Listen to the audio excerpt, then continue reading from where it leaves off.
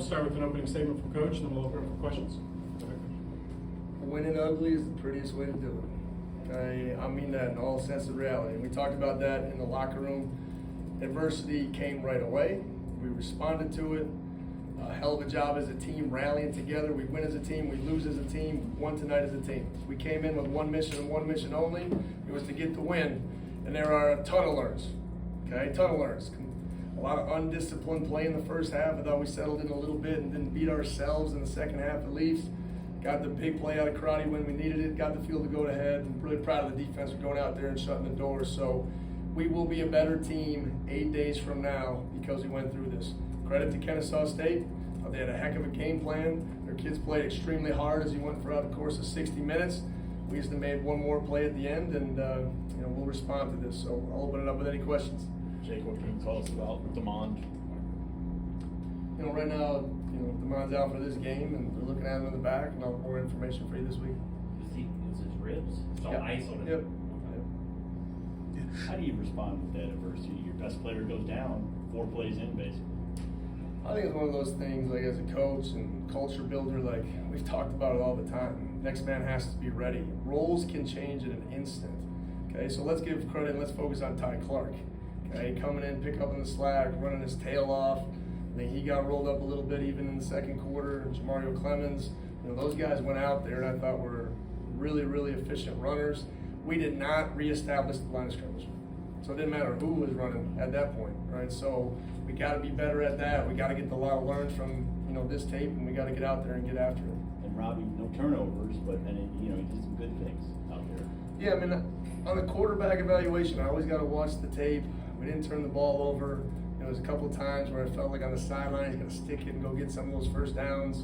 And obviously, we didn't get it on the 4th down there late in the game, which is disappointing just as a whole offense. But I thought Robbie played efficiently, and then we'll see what the tape says as far as his reads and his roles, and see where we can get better in that capacity.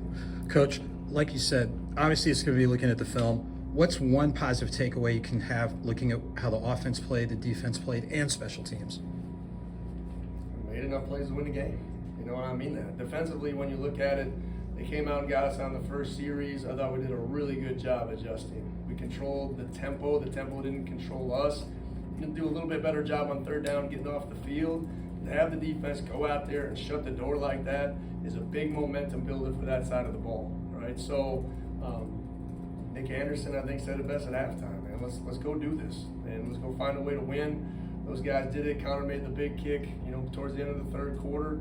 So we did enough to win a game. We came in here with one mission, right? It's to win a game. We did that, right? It reminds me back to 2022 when we played Idaho, right? Need a last-second field goal to beat them.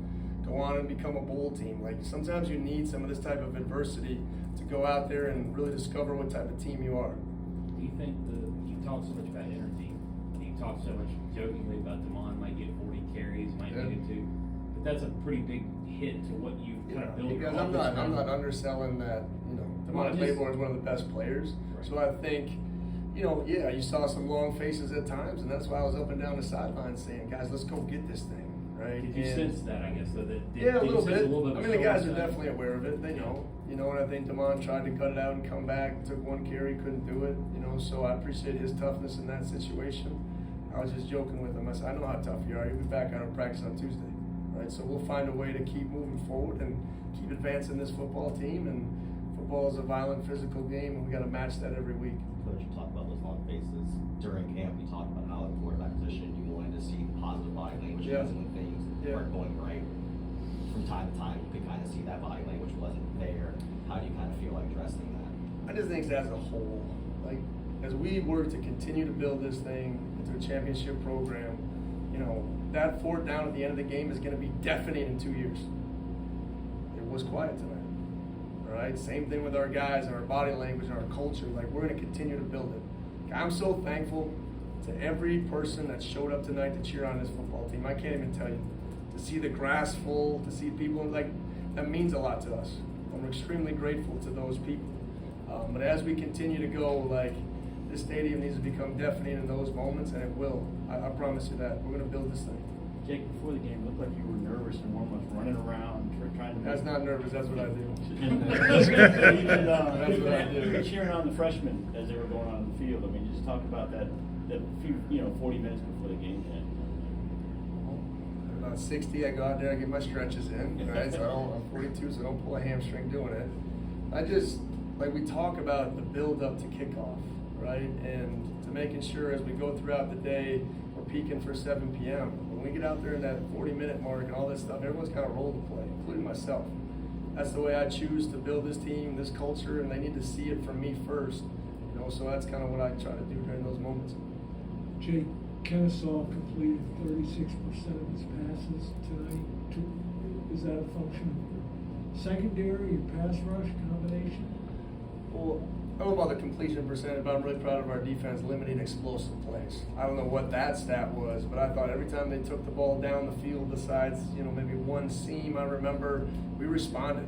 I vividly remember Zamari Stevenson's back-to-back inside fades, first half, answering the bell. We got great rotational minutes out of all those type of guys. So just really proud of preventing explosive plays, because that isn't just DBs. That's everyone working together to go out there and do it. So good job by our secondary, great job by our coaches, and I thought really strong performance by that side of the ball. Anything else, guys? Bullpen was good. What's that? Bullpen was good. Bullpen, what do you mean? Bullpen, Yeah, good 10-9 job from the score. stop. 10-9 Oh, score. yeah, we'll get there. Go Digs.